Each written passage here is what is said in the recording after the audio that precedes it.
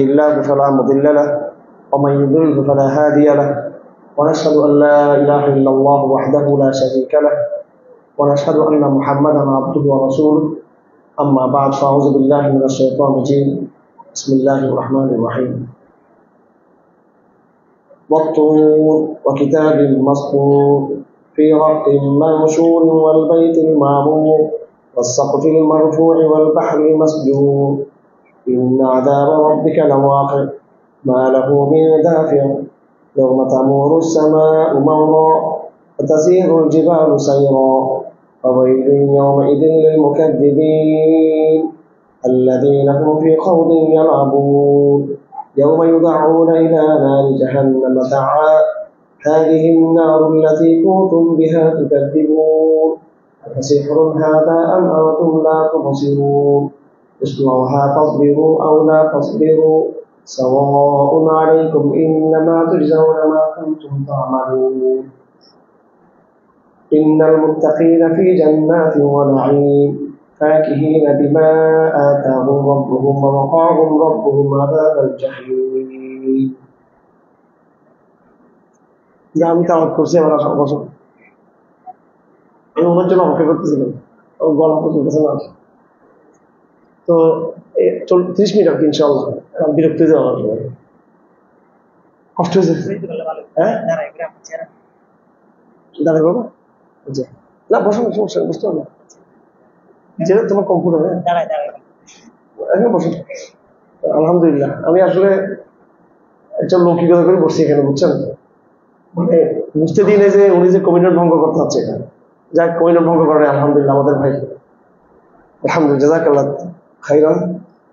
আজকে যে কয়টা সূরা পড়া হয়েছিল তার মধ্যে একটা হচ্ছে সূরা তুর আর একটা হচ্ছে সূরা নাজম, এরপরে সূরাতুল কমর, এরপরে সূরা রহমান, এরপরে সূরা ওয়াকিয়া, এরপর সূরাতুল হাদীদ।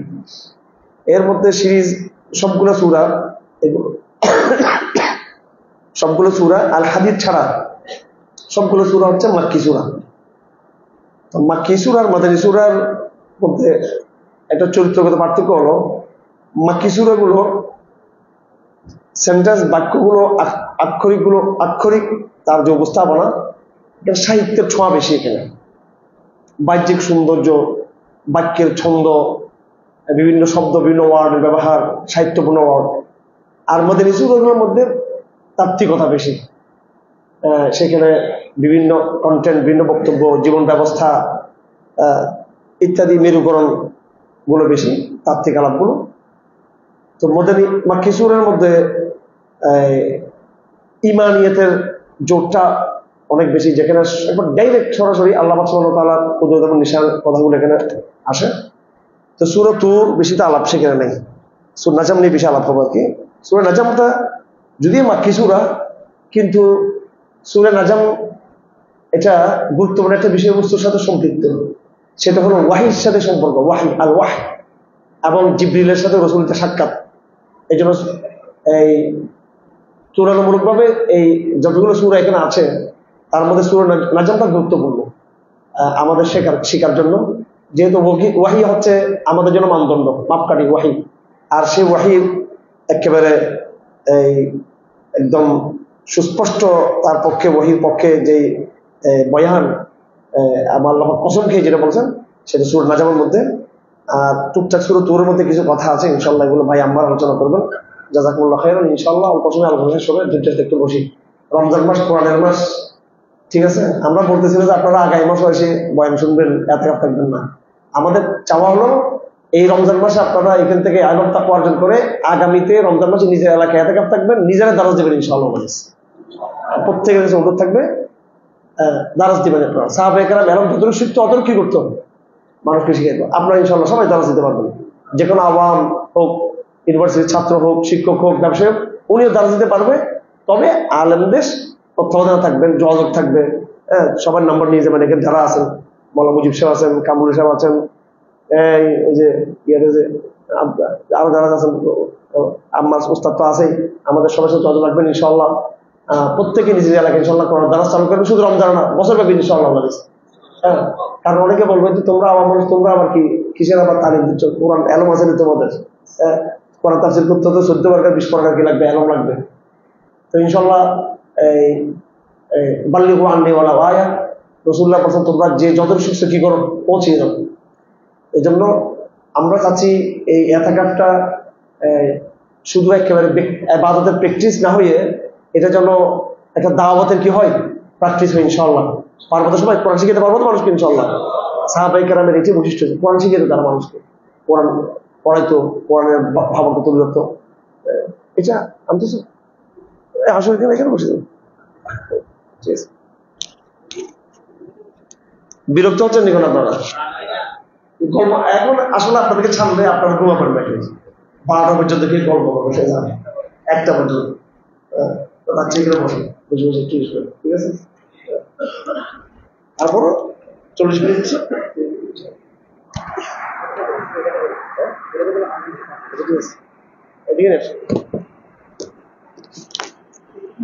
একটু কষ্ট হচ্ছে তোমার।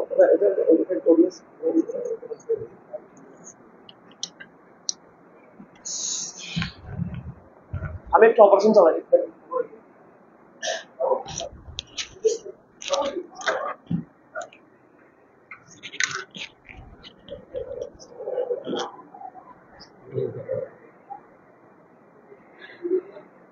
এটা আসার জন্য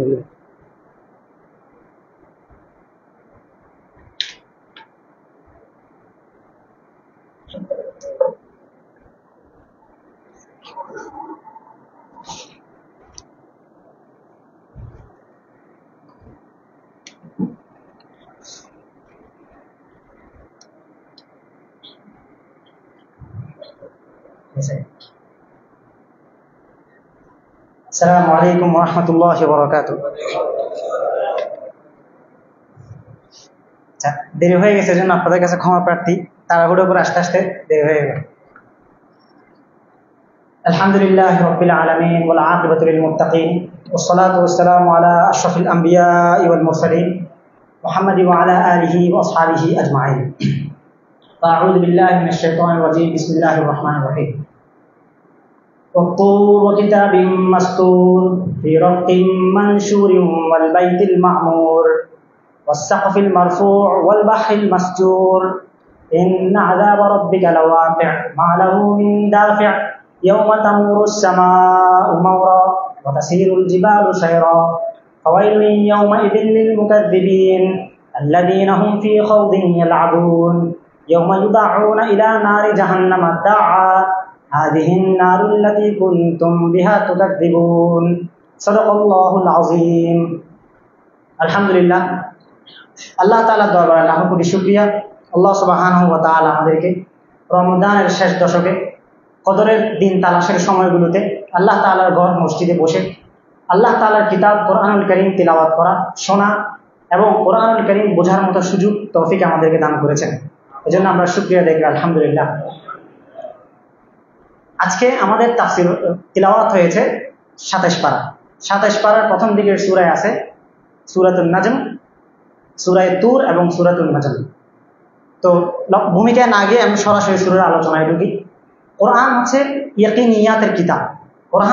কোরআন কখনো কোনো আয়াত নাজিল করার সময় দুর্বলভাবে নাজিল হয় না। এটা একটা কোরআনের অন্যতম একটা বৈশিষ্ট্য। আপনি কোরআনের নাজিল হওয়ার ধারাবাহিকতাগুলোকে খেয়াল করেন। একেবারে কোরআন নাজিলের প্রথম আয়াত, মাঝখানের আয়াত, শেষ আয়াত। কোরআনের একটা জীবন মাক্কি জীবন আর একটা জীবন মাদানী জীবন।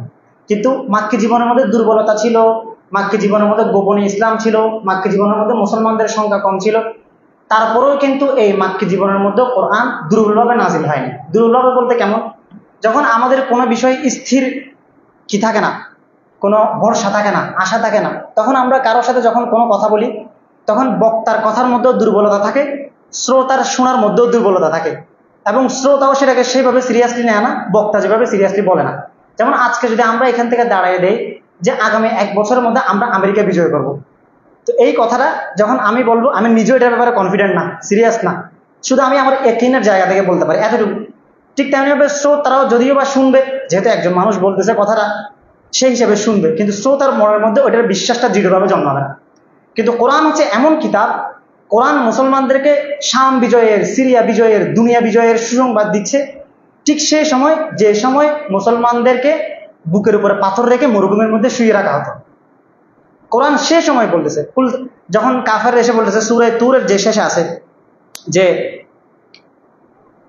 সূরা তুরের শেষের মধ্যে যখন আছে কুল তারাব্বাসু ফাইন্না মাআকুম মিনাল মুতারাব্বিসিন, অর্থাৎ কাফেররা যখন নানান ভাবে বলছে যে মুহাম্মদ তুমি তো যে সমস্ত আযাবের কথা বলো, তো কুল তারাব্বাসুনা বিহি আফাতারাব্বাসুনা বিহি রাইবাল মানুন, তুমি আমাদেরকে যে সমস্ত আযাবের কথা বলো, যে সমস্ত ভয়ের কথা বলো, সেগুলো তুমি এনে দেখাও, এনে দেখালে আমরা বিশ্বাস করবো।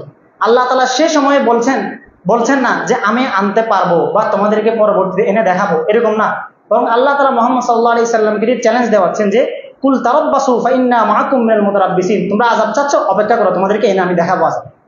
ঠিক আছে? তো কোরআন এরকম একই নিয়াতের কিতাব। তো এই কোরআনের মধ্যে পুরা যতগুলো সূরা আছে, আমার অন্যতম পছন্দের সূরার মধ্যে একটা সূরা হচ্ছে সূরা তুর। কারণ সূরা তুরের মধ্যে আল্লাহ তাআলা একজন দায়ীর জীবনের সবচেয়ে গুরুত্বপূর্ণ বিষয়টা আমাদেরকে শিখিয়ে দিয়েছেন এবং সবচেয়ে সুন্দর একটা আয়াত বলছেন, ওয়াসবির ফাইন্নাকা বিআয়ুনিনা, এই কথাটা এই আয়াতের মধ্যে বলছেন, ওয়াসবির লিহুকমি রাব্বিকা ফাইন্নাকা বিআয়ুনিনা, যে তুমি তোমার রবের হুকুমের অপেক্ষায় সবর করতে থাকো, তুমি আমার চোখের সামনে আছো। এটা আল্লাহ তাআলা সূরা তুরের শেষ দিকে বলছেন এবং এই কারণে এই সূরা এবং এই আয়াতটা আমার সবচেয়ে প্রিয়। কেন? সূরা তুরকে আল্লাহ তাআলা 3 ভাগে ভাগ করছেন, যেভাবে আমি আপনাদেরকে আগের দরজগুলোর মধ্যে ভাগ ভাগ করে শিখাইছি বা বলছি। সূরা তুরকে আল্লাহ তাআলা 3 ভাগে ভাগ করছেন। এক ভাগ হচ্ছে আল্লাহ তাআলা কাফেরদেরকে কিভাবে শাস্তি দিবেন, সে শাস্তি দেওয়ার জন্য বিভিন্ন কিছুর শপথ করে করে তাদেরকে শাস্তির বিভিন্ন মাত্রা, শাস্তির দৃশ্যায়ন তাদের সামনে করেছেন, তাদের সামনে শাস্তিকে ভিজুয়ালাইজ করেছেন যে তোমাদের শাস্তিগুলো এমন এমন হতে পারে। দ্বিতীয় ভাগের মধ্যে, সূরা তুরের দ্বিতীয় ভাগের মধ্যে আল্লাহ তাআলা মুমিনদেরকে কি কি নিয়ামত দিবেন, সেই নিয়ামতগুলো দৃশ্যায়ন করে করে দেখিয়েছেন, যে তারা সামনাসামনি বসে থাকবে, ঠিক আছে, তারা জান্নাতি শরাব পান করবে, একে অপরের সাথে কথা বলবে, তাদের কোনো নেশা থাকবে না, তাদেরকে আল্লাহ তাআলা সুন্দরী হুর আইন স্ত্রী দান করবেন। এইসব বিষয়গুলো আল্লাহ তাআলা চিত্রায়িত করেছেন, যেভাবে জাহান্নামের আযাবকে চিত্রায়িত করেছেন যে তোমাদেরকে ধাক্কা দিয়ে দিয়ে জাহান্নামে ফেলা হবে। একদম শেষ ভাগে এসে আল্লাহ তাআলা মুহাম্মদ সাল্লাল্লাহু আলাইহি ওয়াসাল্লামকে সান্ত্বনা দিয়েছেন। সূরা তুরকে আল্লাহ তাআলা 3 ভাগে ভাগ করেছেন এবং সূরা তুর এমন এক সূরা, এটা এত বেশি ভয়াবহভাবে শাস্তির কথাগুলো বর্ণনা করেছে যে জুবাইর ইবনুল মুতাইম রাদিয়াল্লাহু তাআলা নামে একজন সাহাবী ছিলেন। তো জুবাইর ইবনুল মুতাইম ইসলাম গ্রহণ করার আগে আল্লাহ রাসূলের কাছে আসছিলেন এবং আল্লাহ রাসূল সাল্লাল্লাহু আলাইহি ওয়াসাল্লাম সেই সময় নামাজে ছিলেন এবং তিনি সূরা তুর তিলাওয়াত করতেছিলেন নামাজের মধ্যে। যখন আল্লাহ সাল্লাল্লাহু আলাইহি ওয়াসাল্লাম এই আয়াতের মধ্যে আসলেন, এই আম খুলিকু গায়রান আম হুমুল খালিকুন, যে তাদেরকে কি সৃষ্টি করা হয়েছে নাকি তারা আর কাউকে সৃষ্টি করছে, এরকম আয়াত যখন আল্লাহ সাল্লাল্লাহু আলাইহি ওয়াসাল্লাম তিলাওয়াত করছেন, তখন জুবাইর ইবনুল মুতাইম রাদিয়াল্লাহু তাআলা আনহু পরবর্তী সময়ে বলতেছেন যে আয়াত শোনা মাত্র আমার মনে হলো কাদা কলবি ইয়াতির, আমার হৃদয় যেন উড়ে চলে যাচ্ছে, এরকম ভয় পাইছিলেন তিনি আয়াতটা শুনে। তো এই সূরার মধ্যে এই তাহদীদ এবং আযাবগুলোকে ভয়াবহভাবে আল্লাহ তাআলা চিত্রায়িত করে করে দেখাইছেন। এটা হচ্ছে সূরা তুরের একটা বৈশিষ্ট্য। এবং সূরা তুরের আরেকটা বৈশিষ্ট্য হলো, সূরা তুর যখন আযাবগুলো চিত্রায়িত করছে, আযাবগুলো চিত্রায়িত করার ফাঁকে ফাঁকে আবার মুমিনদেরকে সুন্দর সুন্দর করে বেহেশতের কথা বলছেন। কেন? যেন ব্যাপারটা এরকম, উদাহরণটা এরকম যে ধরেন এক বাবার 4 জন সন্তান আছে, 4 জন সন্তানের মধ্যে বাবা 2 জন সন্তানকে তার কোনো কিসের কারণে, ভুলের কারণে তাদেরকে শাস্তি দিচ্ছেন, তাদেরকে বকাঝকা করতেছেন, আর বাকি 2 পুত্রকে তিনি পছন্দ করেন এবং সেই বাকি 2 পুত্রকে তিনি কিছু বলতেছেন না। কিন্তু আমাদের ছোটবেলার স্মৃতি মনে আছে না, যখন কি হতো যে এক ভাইকে যখন মা বাবা মারতো, আরেক ভাই ঘরের মধ্যে ভয়ে তারা জিনিসপত্র সব গুছায় রাখতো যে কোন সময় আবার আমার উপর আসা শাস্তিটা, এটা হইতো না। বিছানা বালি যা আছে সব গুছায় জানামাজ বিছায় নিয়ত ধরে বসে থাকতাম, যেন তাকে যে মারতেছে যেন আমার গায়ের উপর না আসে, যদি আমি কোনো অপরাধ করি না। ঠিক আছে, আমি কোনো অপরাধ করি নাই, তারপরে আমার মনের মধ্যে ভয়টা কাজ করতে থাকে যে আমাকে হয়তো এখন কি দিবে, মাইর দিবে। তো সূরা তুরের ব্যাপারটা এরকম। সূরা তুর যে 2 ভাইকে কি দেওয়া হচ্ছে, শাস্তি দেওয়া হচ্ছে, আরেক ভাইয়ের ভুল আছে, সে ভুলটা ধরেন গতকাল করছে, সে কোন একটা অপরাধ করছে সেটা গতকালকে, তা আজকে যখন এই 2 জন শাস্তি পাচ্ছে, এই জনের মনের মধ্যে ভয় যে আমার কালকের ভুলের কথা যদি আবার মনে পড়ে যায়, আমাকে যদি এখন শাস্তি দেওয়া শুরু করে। তো আল্লাহ তাআলা সূরা তুরের মধ্যে যখন কাফেরদেরকে নানান শাস্তি দিবেন, শাস্তি দেওয়ার কথা বলতেছেন, তো মুমিনদের মনের মধ্যে ভয় লাগার কথা, এই যে তাদেরকে এভাবে শাস্তি দিবে বলতেছে, যদি আমাদের আগের জীবনের অপরাধ নিয়ে যদি আমাদেরকে শাস্তি দেওয়া হয়, তো কিয়ামতের দিন এটা যেন না হয়, এজন্য আল্লাহ তাআলা মুমিনদের মুখের কথা কি হবে সেটা চিত্রায়িত করছেন। ইন্না কুন্না ফি আলিনা মুশফিকিন, আমরাও তার দুনিয়ায় থাকা অবস্থায় আমরা কি কি কাজ করছিলাম সেগুলো নিয়ে আমরা ভয়ে ছিলাম, কিন্তু আজকে তো দেখতেছি আমাদের কোনো ভয় নাই। ঠিক আছে, তো সূরা তুর এজন্য মাঝখানে মাঝখানে মুমিনদের জন্য নেয়ামতের কথাগুলো চিত্রায়িত করছে, যেন আযাবের কথা শুনে মুমিনরা ভয় না পায় এবং এটা বুঝতে পারে যে এই আযাবগুলো যারা আল্লাহর হুকুম মানে নাই তাদের জন্য। বুঝে আসছে? এবং এটা আরো অনেক, এই আযাবের আরেকটা চিত্রায়িত ভাবে করছে, যে এখানে বলা হচ্ছে কসমগুলো কিভাবে করছেন, ওয়াত্তুর ওয়া কিতাবিম মাসতুর ফি রাকিম মানশুরিন ওয়াল বাইতিল মামুর ওয়াসসাকফিল মারফু'i ওয়াল বাহরিল মাসজুর ইন্না আযাব রাব্বিকা লাওয়াকি'। আল্লাহ তাআলা তুর পর্বতের শপথ করছেন। কেন তুর পর্বতের শপথ করছেন? তুর পর্বত আযাবের কারণে কি বিখ্যাত। তুর পর্বত কেন তুর হয়েছিল জানা আছে না? যে মুসা আলাইহিস সালাতু ওয়াস সালামের দল থেকে, গোত্র থেকে 12 জন নেতাকে বেছে নিয়ে যাওয়া হয়েছিল সেখানে, এবং তারা সেখানে আল্লাহ তাআলাকে দেখতে চাইছিল বা আল্লাহ তাআলার সাথে তারা অবাধ্যতা করছিল, যেন তুর পর্বতের উপরে তাদেরকে জ্বালিয়ে পুড়িয়ে দেওয়া হয়েছিল। এজন্য আল্লাহ তাআলা তুর পর্বতের শপথ করছেন এবং তাদের তাকদীরের শপথ করছেন এবং আল বাইতুল মামুরের শপথ করছেন। বাইতুল মামুর কাকে বলে? কারণ যেহেতু এখানে মুমিনদের আলাপ এবং কাফেরদের আলাপ একসাথে হবে, দুই আলাপ যেহেতু একসাথে হবে, এজন্য আল্লাহ তাআলা আগে ভয়াবহ শব্দগুলোর যেরকম শপথ করছেন, তারপর বরকতময় একটা জায়গারও শপথ করছেন, বাইতুল মামুরের শপথ করছেন। বাইতুল মামুর নিয়ে মুফাসসিরিনে কেরাম বিভিন্ন কথা বলছেন। কেউ বলছেন বাইতুল মামুর মানে হচ্ছে কাবাঘর, কিন্তু আবার কিছু কিছু মুফাসসিরিনে কেরাম, যেটা সবচেয়ে অধিক গ্রহণযোগ্য মত, সেটা হলো বাইতুল মামুর বলতে তারা এই 7 আসমানের উপরে সিদরাতুল মুনতাহার ওইখানে যে বাইতুল মামুর আছে সেটার কথা বলেছেন। কেন? এটা সিরাতে আসছে। আল্লাহ রাসূল সাল্লাল্লাহু আলাইহি ওয়াসাল্লাম যখন মেরাজে গেছিলেন তখন তিনি প্রত্যেক আসমানে একজন একজন নবীর সাক্ষাৎ পাইছিলেন। তো ইব্রাহিম আলাইহিস সালাতু ওয়াস সালামের সাক্ষাৎ পাইছিলেন কোথায়? কানা মুসতানিদান লিল বাইতুল মামুর, তিনি বাইতুল মামুরের সাথে হেলান দিয়ে বসা অবস্থায় ছিলেন। তো বাইতুল মামুরের পরিচয় আল্লাহ রাসূল সাল্লাল্লাহু আলাইহি ওয়াসাল্লাম দিয়েছেন। বাইতুল মামুর হচ্ছে এমন এক ঘর, যে ঘরের মধ্যে দৈনিক 70,000 ফেরেশতা ইবাদত করার জন্য ঢুকে এবং তাদের পালা কিয়ামত পর্যন্ত আর কখনো আসবে না। মানে আল্লাহ তাআলা এত ফেরেশতা বানাইছেন যে প্রত্যেক দিন 70,000 ফেরেশতা সেই ঘরের মধ্যে ইবাদত করার জন্য ঢুকে, আর সিরিয়াল পায় না। তাদের সিরিয়াল শেষ, কিয়ামত পর্যন্ত আর সিরিয়াল আসবে না, নতুন আরেক দল 70,000 ফেরেশতা সেই ঘরে ঢুকবে। এই ঘরটাকে বলা হয় বাইতুল মামুর। আল্লাহ তাআলা এই বাইতুল মামুরও শপথ করছেন সূরা তুরের মধ্যে, ওয়াল বাইতুল মামুর। এরপরে এই শপথগুলো করার পরে কি বলতেছেন? ইন্না আযাব রাব্বিকা লাওয়াকি', তোমার রবের আযাব অবশ্যই অবশ্যই আসবে।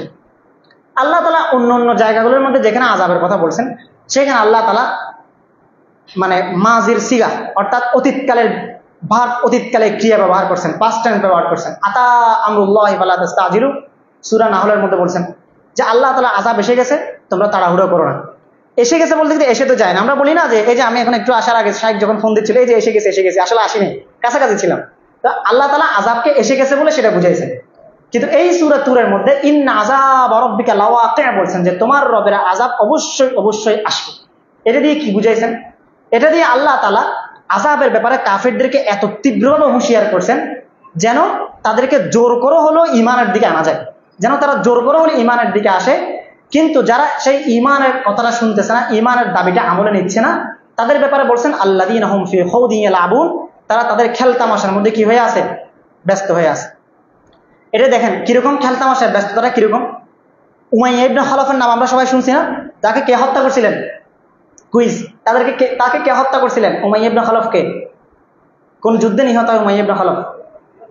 হ্যাঁ না, উমাইয়া ইবনে খালাফ বদরের যুদ্ধের মধ্যে নিহত হয়েছিল। কার হাতে? বিলাল রাদিয়াল্লাহু তাআলা আনহুর হাতে। বিলাল রাদিয়াল্লাহু তাআলা আনহু উমাইয়া ইবনে খালাফের গোলাম ছিলেন। পরবর্তীতে আবু বকর রাদিয়াল্লাহু তাআলা আনহু তার হাত থেকে উমাইয়া ইবনে খালাফকে কি করেন? এই বিলাল রাদিয়াল্লাহু তাআলা আনহুকে আযাদ করেন।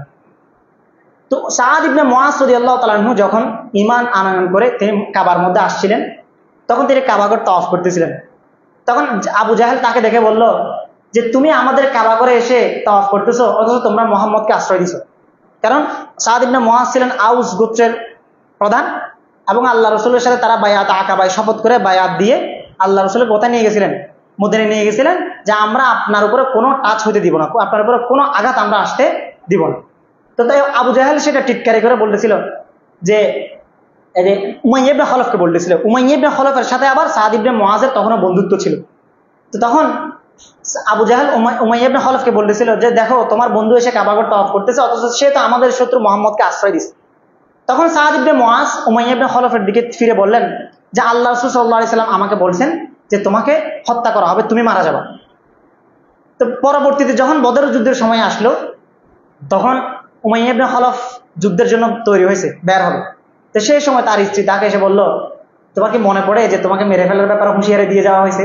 তোমাকে মনে আছে সেটা? তুমি যে এত বর্ম টর্ম পড়ে তীর তলোয়ার কাঁধে নিয়ে যুদ্ধ করার জন্য বের হচ্ছ, তোমাকে যে মেরে ফেলবে বলছিল, তোমার কি মনে পড়ে? তো উমাইয়া ইবনে খালফ ঠাস করে সেটা মনে পড়লো এবং সে বসে গেল যে যুদ্ধে যাবে না। তখন আবু জাহেল আসলো, এই তো তুমি তো দেখি মোহাম্মদকে ভয় পাচ্ছ, তোমার তো দেখি সাহস শক্তি সব কমে গেছে, এতদিন যে এত বড় বড় কথা বলতা যুদ্ধ করার জন্য এখন যাচ্ছ না। তো এটা শোনার পরে উমাইয়া ইবনে খালফ কি হলো, আবার যুদ্ধ করার জন্য রওনা দিল এবং সে ওই যুদ্ধের মধ্যে বদর যুদ্ধে নিহত হয়েছে। তো এইখানে তাকে যখন বলা হয়েছিল যে তোমাকে হত্যা করা হবে, সে কেন সেম এই শব্দের মতো করে বলা হয়েছিল যে ইন্নাকা লামাকতুল, তুমি অবশ্যই অবশ্যই কি হবা, নিহত হবা। এটার কারণে কি হয়, উমাইয়া ইবনে খালফ যেরকম কাফের হওয়া সত্ত্বেও তার মনের মধ্যে মৃত্যুর ভয় তাকে যুদ্ধে যাওয়া থেকে বিরত রেখে মানে নিজের ভালোটা বোঝার জন্য থামাই দিছিল। ঠিক সেরকম আল্লাহ তাআলা বলতেছেন ইন্না আযাব রাব্বিকা লাওয়াকি, তোমার উপরে আযাব অবশ্যই অবশ্যই তোমার রবের আযাব আসবে আসবে। যদি তুমি খেলতামাশায় মত্ত থাকো তাহলে জোর করে হলেও তোমাকে বিরত রাখা হচ্ছে, তুমি যেন হকের পথে কল্যাণের পথে ফিরে আসো। ঠিক আছে, অন্য আয়াতের মধ্যে আল্লাহ তাআলা এভাবে বলেন নাই, অন্য আয়াতের মধ্যে আযাবের ওয়াদা দিয়েছেন, আযাব এসে গেছে, আসবে। ঠিক আছে, তো আযাব যখন আসবে বাঁচতে পারবে না। কিন্তু সূরা তুরের মধ্যে আল্লাহ তাআলা আযাব আসার ব্যাপারে অবশ্যম্ভাবী কথা এই জন্যই বলছেন যেন আযাবের মধ্যে বান্দাকে পড়তে না হয়। কারণ আল্লাহ তাআলা চান না তার কোনো বান্দাকে কি দেওয়ার জন্য, আযাব দেওয়ার জন্য। ওমা কান আল্লাহু লিউআযযিবাহুম ওয়া আনতা ফীহিম ওমা কান আল্লাহু মুআযযিবাহুম ওয়া হুম ইস্তাগফিরুন। সূরা আনফালের মধ্যে আল্লাহ তাআলা বলেন, আল্লাহ তাআলা তাদেরকে ততক্ষণ পর্যন্ত আযাব দিবেন না যতক্ষণ আপনি তাদের মধ্যে আছেন, এবং আপনি চলে যাওয়ার পরে তারা যতক্ষণ পর্যন্ত গুনাহ মাফ চাবে ততক্ষণ পর্যন্ত আল্লাহ তাআলা তাদেরকে কোনো আযাব দিবেন না। তো এরপরে কিন্তু তারপরও যারা দুনিয়ার খেলতামাশায় ব্যস্ত, যাদেরকে এত কঠিনভাবে হুঁশিয়ারি দেওয়া হয়েছে, হুঁশিয়ারি দেওয়ার পরেও তারা দুনিয়ার খেলতামাশায় ব্যস্ত, কুফরিতে ব্যস্ত, তো তাদেরকে আল্লাহ তাআলা বলতেছেন তাদের জন্য এবার আযাবটা কেমন হবে সেটা চিত্রায়িত করছেন। ইয়াউমা ইউদাউনা ইলা নারি জাহান্নামা দাআ, কিয়ামতের দিন তাদেরকে ঘাট ধরে ধরে ধাক্কায় ধাক্কায় জাহান্নামের মধ্যে ফেলা হবে। তারা জাহান্নামে যাইতে চাবে না, তাদের খুব খারাপ লাগবে এবং তারা আগের কথাগুলো বলতে থাকবে, আল্লাহ তুমি আপনাদের দুনিয়াতে আবার পাঠাও, পূজা করবো না, ঠিক আছে, মূর্তি পূজা করবো না, আপনার ইবাদত করবো। কিছুক্ষণ তারা মানে অস্থির হয়ে যাবে, কতক্ষণ তারা আল্লাহকে সেটা বলবে, কতক্ষণ তারা যে মূর্তিগুলো বানাইছিল সেই মূর্তিগুলোকে বলবে যে তোমরাই আমাদেরকে বিপদে ফেলছো, তোমাদের পূজা করে আমরা বিপদে পড়ছি। ওই মূর্তিগুলো বলবে যে তোমরা আমাদেরকে বিপদে ফেলছো, তোমরা আমাদেরকে বানানোর কারণে আজকে আমাদেরকে সহযোগিতা দেওয়া হবে, তোমরা যদি আমাদেরকে না বানাইতা তাহলে আমাদের কোনো জানও দেওয়া হইতো না এবং আমাদেরকে আযাবও ফেলা হইতো না। তোমরা আমাদেরকে বানাইয়ে নিজেরাও বিপদে পড়ছো, আমাদেরকে বিপদে ফেলাইছো। এরপর তারা আবার এদিক থেকে নিরাশ হয়ে তাদের বড় বড় নেতাদেরকে বলবে, জিন্না আতানা সাদাতানা ওয়া কুবারানা ফাদুল্লুনা সাবিরা, আমরা তো তোমাদের মতো বড় বড় লিডারদেরকে অনুসরণ করছিলাম, তোমাদের পিছনে পিছনে আমরা স্লোগান দিছিলাম, তোমরা আমাদেরকে যেখানে ডাকছো সেখানে গেছি, সিঙ্গারা দিলেও গেছি, কোক দিলেও গেছি, কিন্তু এখন তোমরা কোথায়, তোমরা তো আমাদেরকে বাঁচাচ্ছ না। তখন তারা বলবে আমরা তো নিজেদেরকে বাঁচাতে পারতেছি না, তোমাদেরকে কি বাঁচাবো। এরপর তারা শয়তানকে দোষারোপ করবে যে সব কিছুর মূলের গোড়ায় হচ্ছে তুমি যদি ঝামেলা না করতে আজকে সবাই আমরা বেঁচে যাইতাম। শয়তান বলবে তোমাদেরকে আল্লাহ তাআলা সত্য ওয়াদা দিছে, সেগুলো তোমরা বিশ্বাস করো নাই, আর আমি তোমাদেরকে মিথ্যা ওয়াদা দিছি, তোমরা সেগুলো বিশ্বাস করছো। এখন চলো, আমি তোমাদেরকে যে জিনিসটার ওয়াদা দিছিলাম সেখানে আমিও যাচ্ছি, তোমরাও চলো, সবাই একসাথে চলো। ঠিক আছে, শয়তান এটা বলবে। তো এই জন্য তারা তখনও যাইতে চাবে না। তো তার ফলাফল কি হবে, ইয়াউমা ইউদাউনা ইলা নারি জাহান্নামা দাআ, তাদেরকে একদম ধাক্কায় ধাক্কায় জাহান্নামের মধ্যে ফেলানো হবে। এজন্য এই সূরার শুনে সাদ ইবনে জুবাইর ইবনে মুতাইম কি বলছিলেন, সূরা তুর শুনে আমার মনে হচ্ছিল আমার ভিতর থেকে জান উড়ে চলে যাচ্ছে, এত ভয়াবহ আয়াত সূরা তুরের গুলো। এরপর আল্লাহ তাআলা পরবর্তী সূরাগুলোর মধ্যে আরো অনেক আযাবের কথা বলছেন। আরো আযাবের কথা বলতে বলতে এক পর্যায়ে এসে আল্লাহ তাআলা আযাবের কথা থামাইছেন। সূরা তুরের মধ্যে আল্লাহ তাআলা বলতেছেন, আফাসিহরুন হাদা আম আনতুম লা তুবসিরুন, এই যে তোমরা দুনিয়ার বুকে বলতা যে এগুলো ছিল জাদু, এগুলো কি আসলে জাদু নাকি নিজের চোখে দেখা এগুলো জাদু নাকি আর কোনো কিছু। ইসলাউহা ফাসবিরু আও লা তাসবিরু সাওয়াউন আলাইকুম ইন্নামা তুজজাউনা মা কুনতুম তা'মালুন। তো এখানে তাদের কথা শেষ করছেন। শেষ করার পরে আবার মুমিনদের মুত্তাকিনদের কথা শুরু করছেন, ইন্নাল মুত্তাকিনা ফি জান্নাতি ওয়া নাঈম, মুত্তাকিনরা সবাই জান্নাতের মধ্যে থাকবে। ফাকিহিরা মা আতাহুম রাব্বুহুম ওয়া ওয়াকাহুম রাব্বুহুম আযাবাল জাহিম।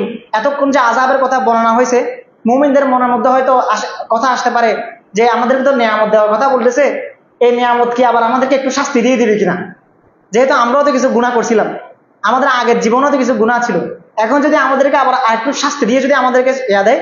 এজন্য আল্লাহ তাআলা বলতেছেন ওয়াকাহুম রাব্বুহুম আযাবাল জাহিম, তোমাদের কোনো ভয়ের কারণ নাই, তোমাদেরকে জাহান্নামের আযাব থেকে হেফাজত করা হয়েছে। মাইর দেওয়া হচ্ছে কাদেরকে, বড় দুই ভাইকে, তোমাদেরকে দেওয়া হবে না, ঠিক আছে? তোমাদেরটা কি করে দেওয়া হয়েছে? মাফ করে দেওয়া হয়েছে। কুলু ওয়াশরাবু হানিআম বিমা কুনতুম তা'মালুন, যা মন চায় তা খাও। মুত্তাকিন আলা সুররিম মাসফুফা ওয়া যাওয়াজনাহুম বিহুরিন আইন, তারা সারিবদ্ধ খাটে বসে থাকবে, তাকে ইহরাম দিয়ে থাকবে, এবং তাদের সাথে আমি হুরে আইনদেরকে বিয়ে শাদী করাই দিব। তারপরে শুধু তারা না ওয়াল্লাযীনা আমানু ওয়াত্তাবাআতহুম যুররিয়াতুহুম বিঈমানিন আলহাকনা বিহিম যুররিয়াতাহুম ওয়া মা আলাতনাহুম মিন আমালিহিম মিন শাই। এমনকি শুধু তারা না, তাদের বংশধরদের মধ্যে যারা পরবর্তীতে ঈমান আনছে তাদের সবাইকে আল্লাহ তাআলা কি করে দিবেন? একত্রিত করে সাক্ষাৎ করে দিবেন, এবং তাদের কোনো আমলের, তাদের কোনো সওয়াবকে আল্লাহ তাআলা কি করবেন না? কমাবেন না। এটা হচ্ছে মুমিনদের আলোচনা। এরপর সূরার শেষাংশে এসে আল্লাহ সুবহানাহু ওয়া তাআলা আল্লাহ রাসূল সাল্লাল্লাহু আলাইহি ওয়াসাল্লামকে সান্ত্বনা দিচ্ছেন। কি সান্ত্বনা দিচ্ছেন? এখানে গুরুত্বপূর্ণ কিছু শিক্ষা আমাদের দাওয়াতি জীবনের জন্য আছে। আমরা আমাদের বিপদ আপদ, কষ্টের মুসিবতে পেরেশান হয়ে যাই, অথচ আমরা যদি শুধু এই একটা আয়াতকে, সূরা তুরের একটা আয়াতকে আমাদের জীবনের দাওয়াতি জীবনের সাথী বানিয়ে ফেলতে পারি, তাহলে আমাদের কোনো দুঃখ পেরেশানি এবং দাওয়াতি জীবনের বাধা বিপত্তিগুলো আমাদের বাধা মনে হবে না। ওয়াসবির লিহুকমি রাব্বিকা ফাইন্নাকা বিআইউনিনা ওয়াসাব্বিহ বিহামদি রাব্বিকা হিনা তাকুম ওয়া মিনাল লাইলি ফাসাব্বিহু ওয়া ইদবারুন নুজুম। আল্লাহ তাআলা মুহাম্মদ সাল্লাল্লাহু আলাইহি সাল্লামকে সান্ত্বনা দিচ্ছেন যে দেখেন, এরা আপনাকে জাদুঘর বলে, এরা আপনাকে কি বলে, জ্যোতিষী বলে, এরা আপনাকে গণক বলে, এরা আপনাকে নানান ধরনের অভিযুক্ত করে, নানান ধরনের উপাধি তারা আপনাকে দেয়, যে সমস্ত উপাধিগুলো আসলে আপনার সাথে যায় না, ঠিক আছে? তো এই সমস্ত উপাধিগুলো দেখে আপনার মনে কষ্ট আসতে পারে, আপনার মনে পেরেশানি আসতে পারে, আপনার মনে দুঃখ আসতে পারে, কিন্তু এই পেরেশানি, দুঃখ, দুর্দশার কোনো কারণ নাই। কারা যখন আপনাকে চ্যালেঞ্জ দিবে যে তুমি তো আযাবের কথা বলো, সেই আযাবটা তুমি আমাদেরকে এনে দেখাও, আপনি তাদেরকে বলেন কুল তারাব্বাসু ফাইন্না মাআকুম মিনাল মুতারাব্বিসিন, তোমরা আযাবের জন্য অপেক্ষা করতেছো, সেই আযাব অচিরেই আসবে, তোমরা চেয়ে চেয়ে দেখবে। এবং এরপরে কি বলছেন? ওয়াসবির লিহুকমি রাব্বিক ফাইন্নাকা বিআইউনিনা ওয়াসাব্বিহ বিহামদি রাব্বিকা হিনা তাকুন, যে তুমি তোমার রবের হুকুমের উপরে সবর করো। এরপরে কি বলছেন? ফাইন্নাকা বিআইউনিনা, তুমি তোমার এই সবরের পুরা পথের মধ্যে, কষ্টের পথের মধ্যে আমার চোখের সামনে আসো, তুমি আমার দৃষ্টি সীমানার মধ্যে আছে, তোমাকে আমি দেখভাল করতেছি, তোমাকে আমি দেখে রাখছি। কিন্তু এই যে দেখেন, দেখে রাখার অর্থ বলতে আমরা কি বুঝি? যখন বলে, যখন কোনো বড় ভাই ছোট ভাইকে কি দেয়, কোনো মিশন, কোনো টাস্ক ফুল করতে পাঠায়, তুই যা, আমি আসি, কি আসি, তো কিছু হবে না, ব্যাকআপ আমি দিব, ঠিক না? ব্যাকআপ দিবে, এরকম অভিজ্ঞতা তো আমাদের অনেকের আছে না, যে ব্যাকআপ দিব, যা, ঠিক আছে, তুই খেলে আয়, ব্যাকআপ আমি দিব। এই যে ব্যাকআপ দেওয়ার জন্য পাঠায়, কিন্তু ব্যাকআপটার অর্থ কি? সেটার অর্থ হলো আমার গায়ে একটা টাচও হবে না, ঠিক না? আমার গায়ে একটা টাচও হবে না, আমি যাই বিপদে পড়বো সবগুলা সেফ আমাকে বড় ভাই করবে। কিন্তু আল্লাহ তাআলা বলতেছেন ওয়াসবির লিহুকমি রাব্বিক, আয়াতে শুরুই করছেন সবর দিয়ে, অর্থাৎ আল্লাহ তাআলা দাওয়াতি পথের মধ্যে চলার পথে দেখভালের অর্থ দিয়ে এটা বুঝান নাই যে তোমাকে আমি দেখে রাখবো মানে এই না যে তোমার উপরে কোনো কষ্ট মুসিবত আসবে না, তোমাকে আমি দেখে রাখবো মানে এই না যে তোমাকে ঠাট্টা তিরস্কার কেউ করবে না, তোমাকে আমি দেখে রাখবো মানে এই না যে তোমাকে কেউ তায়েফের ময়দানে পাথর মারবে না, কাবায় সিজদা দেওয়া অবস্থায় পিঠের উপরে উটের বুড়ি তুলে দিবে না, তোমার উহুদের ময়দানে তোমার দাঁতকে শহীদ করা হবে না। তোমাকে দেখে রাখবো মানে এটা না, তোমাকে দেখে রাখবো মানে তোমার দাওয়াতকে আমি সফল করে ছাড়বো, তোমার দাওয়াতকে, তোমাকে যে দিন দিয়ে আমি দুনিয়াতে পাঠিয়েছি সেই দিনকে আমি দুনিয়ার বুকে জীবিত করব। কিন্তু এই দুনিয়ায় জীবিত করার পুরা প্রসেসটার মধ্যে তোমার উপরে অনেক কিছু আসবে, এই জন্য তুমি আগে জেনে রাখো ওয়াসবির লিহুকমি রাব্বিক, তুমি সবর করো, ঠিক আছে?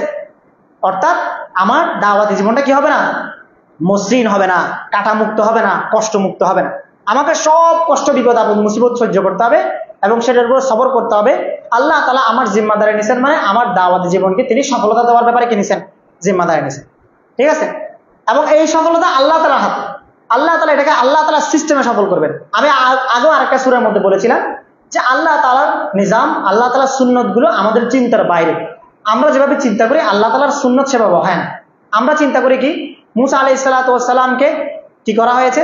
ফেরাউন হত্যা করে ফেলবে বলছে, এবং এজন্য সিস্টেম হলো যে যেই বছর হত্যা না করার কথা সেই বছর মুসা আলাইহিস সালামের জন্ম হওয়ার কথা। এই তো সিস্টেম, আমাদের সিস্টেম অনুযায়ী। কিন্তু আল্লাহ তাআলার কথা হলো না, যে বছর ফেরাউন মেরে ফেলবে বলে ঘোষণা দিছে সেই বছর আমি মুসাকে দুনিয়াতে পাঠাইলাম। এবং মুসা আলাইহিস সালামের মায়ের মধ্যে চিন্তা কি, ভয় কি, যে এখন তো দেখতে আসবে এবং আমাকে মেরে ফেলবে, আমার ছেলেকে কি করে ফেলবে? মেরে ফেলবে। সমাধান কি? আমাদের চিন্তার সমাধান কি? তাকে লুকায় রাখতে হবে, কারো কাছে দিয়ে দিতে হবে, অথবা মিথ্যা বলতে হবে। কিন্তু আল্লাহ তাআলা বলতেছেন সমাধান হলো তুমি তাকে বক্সে ঢুকে নদীতে ফেলে দাও, ঠিক আছে? এটা আল্লাহ তাআলার সিস্টেম। এখন নদীতে ফেললে কি হবে? নদীতে ফেললে বাঁচার উপায় কি? আচ্ছা নদীতেও ফেলে দিলাম, এরপরে সমাধান কি? নদীতে ফেললে সে বেশে বেশে চলে যাবে, কোনো এক ঘাটে গিয়ে ঠেকবে, কোনো মানুষ তাকে তুলবে, প্রতিপালন করবে, বড় হবে। আল্লাহ তাআলা বলেন না, আমি এমন ঘাটে ঠেকাবো যে ঘাটে তার সবচেয়ে বড় শত্রু বসে আছে। ফেরাউনের ঘাটের মধ্যে আল্লাহ তাআলা মুসা আলাইহিস সালামকে কি করছেন? ঠেকাইছেন। তা আল্লাহ তাআলা সিস্টেম এটা, ঈসা আলাইহিস সালামকে দৌড়াচ্ছে, হত্যা করবে। সিস্টেম কি? আমাদের চিন্তা কি যে ঈসা আলাইহিস সালাম কোথাও পালাই চলে যাবে, বা এমন কোন জায়গায় চলে যাবেন, বা এমন ভাবে লুকিয়ে যাবেন তাকে কেউ দেখবে না, অথবা তাদের সাথে লড়াই করবেন। এটা হলো আমাদের সিস্টেম। কিন্তু আল্লাহ তাআলা বলতেছেন না, তোমাকে আমি বাঁচাবো কিভাবে? আকাশ থেকে সিঁড়ি ফেলে দিয়ে তোমাকে আমি তুলে নেব। এটা আল্লাহ তাআলার সিস্টেম। বদরের যুদ্ধের মধ্যে চিন্তা কি ছিল? যে মুসলমানরা বের হবে, বের হয়ে এসে কাফেলা লুট করবে, কাফেলার গনিমত গুলো নিয়ে মদিনায় চলে আসবে। যুদ্ধ হওয়ার কথা ছিল না। এমনকি আবু সুফিয়ান পর্যন্ত তাদেরকে কি বলে দিছে, ফোন করে না, চিঠি পাঠিয়ে বলে দিছে যে তোমাদের আসার দরকার নাই, তোমরা চলে যাও, আমরা আর যুদ্ধ হবে না। কিন্তু আল্লাহ তাআলা বলেছেন না, ইদ আনতুম বিল উদওয়াতিদ দুনিয়া ওয়া হুম বিল উদওয়াতিল কুসওয়া ওয়ার রাকবু আসফালা মিনকুম ওয়ালাউ তাওয়াতুম লাখতালাফতুম ফিল মিআদ ওয়ালাকিন লিয়াকদিয়াল্লাহু আমরান কানা মাফউলা। আমার ফয়সালা হচ্ছে তোমরা যুদ্ধ করবাই করবে। তো যে গনিমত আমি তোমাদেরকে এমনি স্বাভাবিকভাবে কাফেলা থেকে দিতে পারতাম, সেই গনিমত আমি তোমাদেরকে রমজান মাসে রোজা রাখায় 14 জনকে শহীদ করায় তারপর আমি তোমাদের হাতে দিলাম। কেন দিলাম? যেন ইতিহাস, তারিখ, ইসলাম কিয়ামত পর্যন্ত যেন উম্মতবাসী এটা না জানে যে একদল মুসলমান কাফেলা লুট করার জন্য বের হয়েছিল এবং গনিমত নিয়ে চলে আসছিল। যেন এটা জানে যে একদল মুসলমান বের হয়েছিল, আল্লাহ তাআলা হক বাতিলের পার্থক্য করানোর জন্য তাদেরকে 1000 জন কাফেরের বিনিময়ে বিজয় দিয়েছিলেন, এবং সেই বিজয়ে তাদেরকে সাহায্য করার জন্য আকাশ থেকে 70,000 ফেরেশতা নামাই দিয়েছিলেন। যেন এটা জানে। এখন আমরা এটা জানি। এখন আমরা জানি বদর যুদ্ধ ছিল কি? হক বাতিলের পার্থক্য করার দিন। আমরা গনিমত লাভের যুদ্ধ হিসেবে বদর যুদ্ধকে জানি না। ঠিক আছে? এবং আল্লাহ তাআলা সেই যুদ্ধের মধ্যে এমন ভাবে সাহায্য করছেন, আল্লাহ তাআলা চাইলে মুসলমানদের সংখ্যা বাড়াই দিয়ে 1000 জনের বিনিময়ে 1000 জন করতে পারতেন। কিন্তু আল্লাহ তাআলা কি করছেন? 313কে ময়দানে নিয়ে আসছেন এবং তাদের চোখের সামনে কাফেরদের সংখ্যা সৈন্যকে কমাই দিয়েছিলেন। আব্দুল্লাহ ইবনে মাসউদ রাদিয়াল্লাহু তাআলা তার পাশের সৈন্যকে জিজ্ঞাসা করতেছিলেন যে আপনি কয়জনকে দেখতে পাচ্ছেন? উনি বলে যে আমি তো দেখতে পাচ্ছি 100 জন, অথচ তারা কয়জন? 1000 জন। আব্দুল্লাহ ইবনে মাসউদ বলেছে আপনি 100 জন দেখতে পাচ্ছেন, আমি তো দেখতে পাচ্ছি তারা 70 জন। তা আল্লাহ তাআলা তাদের চোখের মধ্যে সংখ্যা কমাই দিয়েছিলেন। এবং বদরের বহু আগে থেকে আল্লাহ তাআলা আল্লাহ রাসূলকে সাহাবীদেরকে স্বপ্নে দেখাচ্ছিলেন যে তাদের জয় হবে। তাদের মেন্টাল সেটআপ, মাইন্ড সেটআপ আগে থেকে তৈরি করে রাখছিলেন যে বিজয় তোমাদের জন্য আছে, কিন্তু সেই বিজয় তোমাদেরকে এমনি এমনি দিব না, তোমাদেরকে কোরবানি করতে হবে, ঘুরে আসতে হবে, শহীদ হইতে হবে, রোজা রেখে তোমাদেরকে একদম তেতে পড়া গরমের মধ্যে তোমাদেরকে যুদ্ধ করতে হবে। তা আল্লাহ তাআলার সিস্টেম হচ্ছে এগুলো। আল্লাহ তাআলা এভাবে কি দেন? কামিয়াব করেন, বিজয় করেন। কিন্তু এই যে পুরো প্রসেস চলমান হবে, সেটার মধ্যে কি করতে হবে? ওয়াসবির লিহুকমি রাব্বিকা ফাইন্নাকা বিআইউনিনা। ফাইন্নাকা বিআইউনিনা হচ্ছে সফলতাটা, আর ওয়াসবির লিহুকমি রাব্বিকাটা হচ্ছে কি ওই যে কষ্টগুলো। বুঝে আসছে? তো এই জন্য দাওয়াতি জীবন কখনো কি হবে না? মসৃণ হবে না। এই হচ্ছে সূরা তুরের 3 ভাগ। ঠিক আছে? যেহেতু সময় সংক্ষেপ এই জন্য এদিকে আর যাচ্ছি না, সূরা নাজমে চলে যাই। সূরা নাজম এর সাথে আগের সূরার সম্পর্ক আছে। কোরআনের প্রত্যেকটা সূরার শেষের সাথে পরে একটা সম্পর্ক থাকে। যেমন আপনি যদি সূরা তুরের আগের সূরা দেখেন, আগের সূরার মধ্যে আল্লাহ তাআলা বলতেছেন ফাওয়াইলুল লিল্লাযিনা কাফারু মিন ইয়াউমিহিমুল্লাযী ইউআদুন। কাফেরদের জন্য বরবাদি, ধ্বংস সেই দিনের জন্য যে দিনের ব্যাপারে তাদেরকে ওয়াদা করা হয়েছে। ওয়াত্তুর ওয়া কিতাবিম মাসতুর, সেই দিনের ব্যাপারে আল্লাহ তাআলা এবার শপথ করে করে সেই দিনটা শুনাইছেন। এবার সূরা তুরের শেষে আছেন, সূরা তুরের শেষে আল্লাহ তাআলা কি বলছেন? যে ওয়ামিনাল লাইলি ফাসাব্বিহু ওয়া ইদবারুন নুজুম, তুমি ইবাদত করো, তারার কথা বলছেন, ওয়া ইদবারুন নুজুম, তারা ডুবে যাওয়া অবধি। এরপর আল্লাহ তাআলা শুরু করছেন ওয়ান নাজমি ইযা হাওয়া মা দাল্লা সাহিবুকুম ওয়া মা গাওয়া ওয়া মা ইয়ানতিকু আনিল হাওয়া। সূরা নাজম এত চমৎকার একটা সূরা। সূরা নাজমকে আমি আমার তাফসীরের কোর্স যাদেরকে পড়াই তাদেরকে বলি যে সূরা নাজম হচ্ছে একটা রকেট। কিরকম রকেট? সূরা নাজম আপনাকে এক মুহূর্তের মধ্যে পুরা আসমান জমিন থেকে শুরু করে সপ্তম আসমান মহাকাশ সব ঘুরে নিয়ে চলে আসছে। ওয়ান নাজমি ইযা হাওয়া মা দাল্লা সাহিবুকুম ওয়া মা গাওয়া ওয়া মা ইয়ানতিকু আনিল হাওয়া ইন হুয়া ইল্লা ওয়াহয়ুন ইউহা আল্লামাহু শাদীদুল কুওয়া যু মিররাতিন ফাস্তাওয়া ওয়া হুয়া বিল উফুকিল আলা সুম্মা দানা ফাতাদাল্লা ফাকানা কাবা কাউসাইনি আও আদনা ফাআওহা ইলা আবদিহি মা আওহা মা কাযাবাল ফুআদু মা রাআ আফাতুমারুনাহু আলা মা ইয়ারা ওয়া লাকাদ রাআহু নাজলাতান উখরা ইনদা সিদরাতিল মুনতাহা ইনদাহা জান্নাতুল মাওয়া ইয ইয়াগশা সিদরাতা মা ইয়াগশা মা যাগাল বাসার ওয়া মা তাগা লাকাদ রাআ মিন আয়াতি রাব্বিহিল কুবরা আফারাআইতুমুল লাতা ওয়াল উজ্জা ওয়া মানাতাস সালিসাতাল উখরা। সূরা নাজম হচ্ছে আপনাকে প্রথমে কোথায় নিয়ে গেছে? আল্লাহ তাআলা তারকারাজি, সিদরাতুল মুনতাহা, উফুকুল আলা, একদম আসমান মহাকাশ, আল্লাহ তাআলার সামনে যাওয়া, জিব্রাইলের কাছাকাছি হওয়া, এগুলো সব বুঝাইছেন। এরপর আবার দুনিয়াতে চলে আসছেন। আফরাইতুমুল লাত ওয়াল উজ্জা, এই তুমি আসমান জমিন সব দেখে আসছো, এখন এই এদেরকে লাত মানাত উজ্জারা যে পূজা করে এগুলো কি দেখো, এগুলো কি তুমি দেখে আসছো আসমান জমিন, আর এদের সাথে তোমার কোনো তুলনা হয়? তা সূরা নাজমকে আল্লাহ তাআলা 3 ভাগে ভাগ করছেন। এক ভাগের মধ্যে আল্লাহ তাআলা আসমানের কথা বুঝাইছেন, আর এক ভাগের মধ্যে আল্লাহ তাআলা এই আল্লাহ তাআলার বড়ত্বের সাথে, আল্লাহ তাআলার মহত্বের সাথে দুনিয়ার ক্ষুদ্র ক্ষুদ্র পূজিত, তারপরে যে সমস্ত পূজারীরা আছে তারা যে উপাস্যগুলো ইবাদত করে তাদের ক্ষুদ্রতাটাকে বুঝাইছে। এরপরে শেষে এসে আল্লাহ তাআলা এই 2 বড়ত্বের কথা আলোচনা করে সমস্ত সবাইকে সিজদা দেওয়ার জন্য আদেশ দিয়েছেন। কোরআন শরীফের এটা একটা তথ্য, এটা জেনে রাখেন, এগুলো নোট করবেন। কোরআন শরীফের সর্বপ্রথম ওয়াজিব সিজদা কোনটা? সূরা নাজমের মধ্যে যে সিজদাটা আছে এটাই সর্বপ্রথম নাজিল হওয়া তিলাওয়াতের সিজদা। এটার আগে আর কোনো তিলাওয়াতের সিজদা ছিল না। সূরা আলাকারটাও আগে না, সূরা নাজমেরটা সবার আগে। এবং এটাই একমাত্র সিজদা যে সিজদাটা মুশরিকরা পর্যন্ত করছিল। আল্লাহ রাসূল সাল্লাল্লাহু আলাইহি সাল্লাম যখন সূরা নাজম তেলাওয়াত করে সবাইকে শুনাইছেন, একদম শেষে এসে বলছেন সিজদাটা আপনারা পরে দিয়ে ফেলেন। এক বৈঠকে থাকলে একটা বারবার তিলাওয়াত করলে সিজদা একটা দিলে হবে। ওয়াতাদহাকুনা ওয়ালা তাবকুন আনতুম সামিদুন ফাসজুদু লিল্লাহি ওয়াবুদু। সূরা নাজম তিলাওয়াত করে যখন আল্লাহ রাসূল সিজদা দিতে বলছেন, আল্লাহ রাসূলের সাথে মুশরিকরা পর্যন্ত সিজদা দিয়ে ফেলছে। মানে সূরা নাজমের এত গাম্ভীর্য, সূরা নাজমের বড়ত্ব তাদেরকে এত বেশি মন্ত্রমুগ্ধ করে রাখছিল, এত বেশি তাদেরকে মেডিটেট করে ফেলছিল, তারা সিজদা দিতে বাধ্য হয়ে গেছে। তারা যে সিজদা দিচ্ছে সেটা তারা নিজেরাও জানে না, এইভাবে তারা সিজদা দিয়ে ফেলছে। বুখারী শরীফের 2টা রিওয়ায়াত আছে। এক রিওয়ায়াতের মধ্যে আছে শুধু মুশরিকরা সিজদা দিছে, আর এক রিওয়ায়াতে আছে ফাসাজাদা রাসূলুল্লাহ সাল্লাল্লাহু আলাইহি ওয়াসাল্লাম ওয়াসাজাদা মাআহুল মুশরিকুন ওয়াল মালাইকাতু ওয়াল জিন, যে আল্লাহ রাসূলও সিজদা দিবেন, তার সাথে মুশরিকরাও সিজদা দিছে এবং সমস্ত জিন এবং ফেরেশতারা পর্যন্ত একসাথে সিজদা দিছে। সূরা নাজমের সিজদাটা এজন্য এই পরিমাণ গুরুত্বপূর্ণ একটা সিজদা। তো এটা এমন ভাবে মন্ত্রমুগ্ধ করছিল কাফেরদেরকে। উমাইয়া ইবনে খালাফের কথা বলছি না, উমাইয়া ইবনে খালাফ সূরা নাজম শুনে এই নিচ থেকে কিছু মাটি নিয়ে তার কপালের মধ্যে লাগাইছিল, যে খোদার বড়ত্বের কথা বলা হচ্ছে সে খোদার সৃষ্টি হচ্ছে এই মাটি, এজন্য সে ওই মাটি নিয়ে নিজের কপালে লাগাইছিল। উমাইয়া ইবনে খালাফের মতো কাফের। তাহলে সূরা নাজম কত বড় একটা সূরা দেখেন। তো এই সূরার মধ্যে আল্লাহ তাআলা সূরার প্রথম দিকে কিসের কথা বলছেন? ওয়ান নাজমি ইযা হাওয়া মা দাল্লা সাহিবুকুম ওয়া মা গাওয়া, বলতেছেন যে তারার শপথ করছেন, তারার শপথ করে বলতেছেন যে তোমার রব তোমাকে গুমরা করে নাই।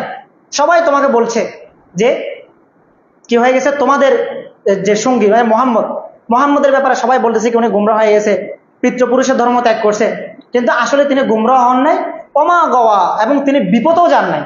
গুমরা হওয়া মানে একদিন ত্যাগ করে আরেক দিনে চলে আসা, আবার সে নতুন দিন যেটা, সে দিনটা আবার কোনো অন্য পথ হয় কিনা, বিপদ কিনা, সেটা আবার মানব সভ্যতা মানব কল্যাণের বিপরীত কিনা তাও না, ওমা গাওয়া, তিনি বিপদেও যান না।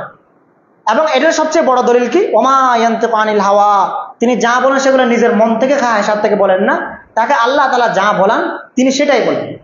এরপরে এইখানের মধ্যে আল্লাহ তাআলা আরো অনেক কিছু বলছেন, উফকুল আলাল কথা বলছেন, সিদরাতুল মুনতাহার কথা বলছেন। আল্লাহ তাআলা মুহাম্মদ সাল্লাল্লাহু আলাইহি সাল্লামকে মেরাজের মধ্যে সিদরাতুল মুনতাহা নিয়ে গেছিলেন এবং জিবরাইল আলাইহিস সালামকে দেখাইছিলেন। আল্লাহ রাসূল জিবরাইল আলাইহিস সালামকে স্বরূপে কয়বার দেখছিলেন? 2 বার। একবার মেরাজে সিদরাতুল মুনতাহা, আরেকবার নিচ থেকে উপরে দেখছিলেন। এবং তার কতটা ডানার কথা বলছিলেন? হ্যাঁ, 6600 ডানার কথা বলছিলেন। সে ডানাগুলো সহ আল্লাহ রাসূল জিবরাইল আলাইহিস সালামকে দেখছেন এবং আল্লাহ রাসূল সিদরাতুল মুনতাহাকে দেখছেন। সিদরাতুল মুনতাহা কেমন? সিদরাতুল মুনতাহা হচ্ছে এমন এক গাছ, যে গাছের পাতাগুলো আল্লাহ রাসূল হাদিসের মধ্যে কি বলছেন, হাতির কানের মতো পাতা, ঠিক আছে, এত বড় বড় পাতা সেই গাছের পাতাগুলো, সেই পাতার কথা বলছেন। এরপরে এবং আল্লাহ রাসূলের আদব কি, আল্লাহ তাআলা সে আসলে আদবের দিকটা আল্লাহ তাআলা কোরআনের মধ্যে দিয়েছেন। আদবটা দেখেন, মা যাগাল বাসার ওয়া মা তাগা, যখন কোন একটা জিনিস তিনি অবাক, মানে বড় একটা জিনিস যেটা আমি কখনো দেখি নাই, সেটা দেখার পর আমরা কি করি, এত বড় জিনিস আমাদের চক্ষু বিস্ফোরিত হয়ে যায় এবং আমরা কিছু অস্বস্তিকর আচরণ করতে শুরু করি এবং স্থান কাল পাত্র ভুলে গিয়ে কি হয়ে যায়, সেখানের মধ্যে আমাকে কিভাবে আচরণ করতে হবে সেটা আমি বুঝে উঠতে পারি না। এরকম হয় না অনেক সময়?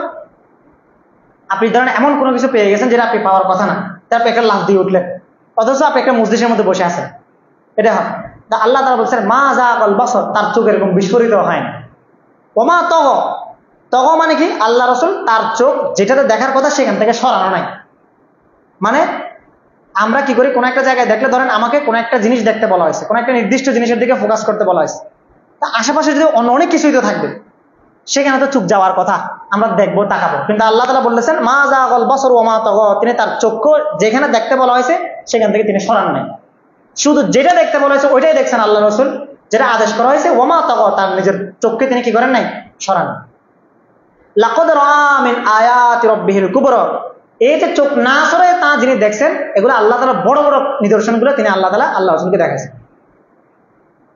এই মিন আয়াতি রাব্বিহিল কুবরা আমি সূরা কসসের সময় বলেছিলাম যে আমাদের দ্বীনের সাথে কার দ্বীনের সম্পর্ক বেশি আছে, কার কথা আলোচনা বেশি আসছে, মুসা আলাইহিস সালামের কথা বেশি আসছে। এজন্য মুসা আলাইহিস সালামের কথা দেখেন, ওমা তিলকা বিয়ামিনিকা ইয়া মুসা, সূরা তাহার মধ্যে আল্লাহ তাআলা বলেন যে হে মুসা তোমার হাতে এটা কি, ক্বালা হিয়া আসাই আতাওয়াক্কাউ আলাইহা ওয়া আহুশু বিহা আলা গনামি ওয়া লিয়া ফিহা মাআরিব উখরা, ক্বালা আলকিহা ইয়া মুসা ফাআলকাহা ফাইদা হিয়া হাইয়াতুন তাসআ, তারপর ক্বালা খুযহা ওয়া লা তাখাফ সানুঈদুহা সিরাতাল উলা ওয়াদমুম ইয়াদাকা ইলা জানাহিকা তাখরুজ বাইদা মিন গায়রি সুইন আয়াতান কুবরা লিনুরিয়াকা মিন আয়াতি রাব্বিহিল কুবরা। আর সূরা নাজমে কি আছে, লাকদ রাআ মিন আয়াতি রাব্বিহিল কুবরা, অর্থাৎ মুসা আলাইহিস সালামকে আল্লাহ তাআলা বড় বড় নিদর্শনগুলো দেখাইছেন এবং মুহাম্মদ সাল্লাল্লাহু আলাইহি সাল্লামকে আল্লাহ তাআলা বড় বড় নিদর্শনগুলো দেখাইছেন।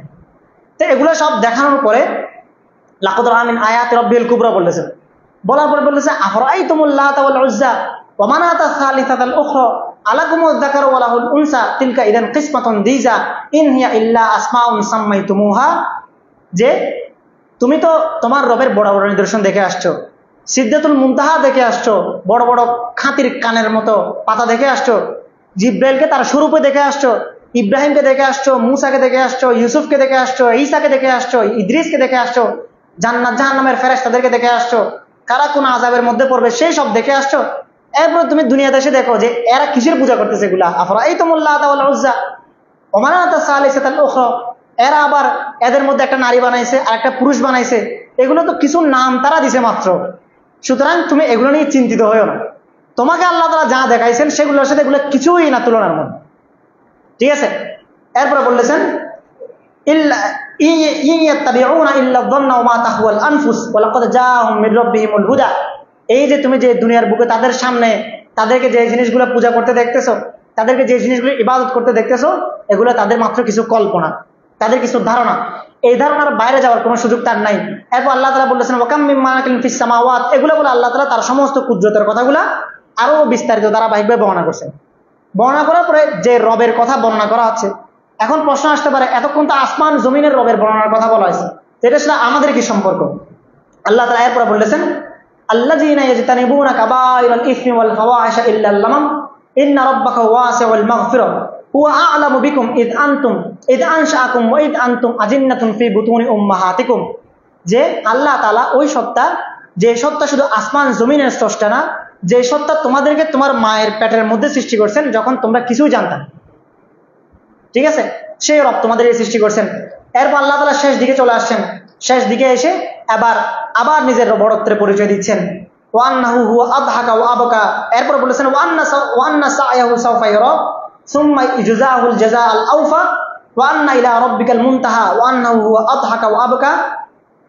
এরপরে যারা হচ্ছে মানুষের মধ্যে যারা নিজেদের সম্পদ নিয়ে, নিজেদের সম্মান নিয়ে, প্রতিপত্তি নিয়ে, ক্ষমতা নিয়ে বড়াই করে, তাদের উদ্দেশ্যে বলা হচ্ছে ওয়া আন্না ইলা রাব্বিকাল মুনতাহা, তাদের যত বড়াই, তাদের যত সম্পদ নিয়ে গর্ব অহংকার, এগুলা সর্বশেষ, অর্থাৎ এগুলা তাদের নিজেদের কাছে কি নাই, সর্বশেষ সীমানাটা তাদের নিজেদের কাছে নাই, সর্বশেষ সীমানা কার কাছে আছে? আল্লাহর কাছে। আন্না ইলা রাব্বিকাল মুনতাহা, এবং যে রবের কাছে আছে সেই রব তোমাদেরকে হাসান, সেই রব তোমাদেরকে কাঁদান, সেই রব তোমাদেরকে জীবন দেন, সেই রব তোমাদেরকে মৃত্যু দেন। সুতরাং সেই রবের কথা জেনে ফাসজুদু লিল্লাহি ওয়াবুদু, এখন তোমরা তোমাদের রবের প্রতি কি পড়ো? সিজদায় পড়ে যাও। এই বলে আল্লাহ তাআলা সূরা নাজমকে শেষ করছেন। অর্থাৎ সূরা তুরের মধ্যে আল্লাহ তাআলা 3 ভাগে ভাগ করছেন, কাফেরদের শাস্তির আলোচনা, মুমিনদের জান্নাতের আলোচনা, সর্বশেষ আল্লাহ রাসূলকে সান্ত্বনা। আর সূরা নাজমকে আল্লাহ তাআলা 3 ভাগে ভাগ করছেন। এক ভাগের মধ্যে আল্লাহ তাআলা উফুক, একদম সবকিছু ইতিহাস শুনাইছেন। একবার গেছেন ওয়ান্নাহু আহলাকা আদানিল উলা, একবার বলেছেন আদ জাতিকে ধ্বংস করছেন, আরেকবার বলেছেন কওমে নূহের কথা, আরেকবার বলেছেন আসমানের কথা, আরেকবার মহাকাশের কথা।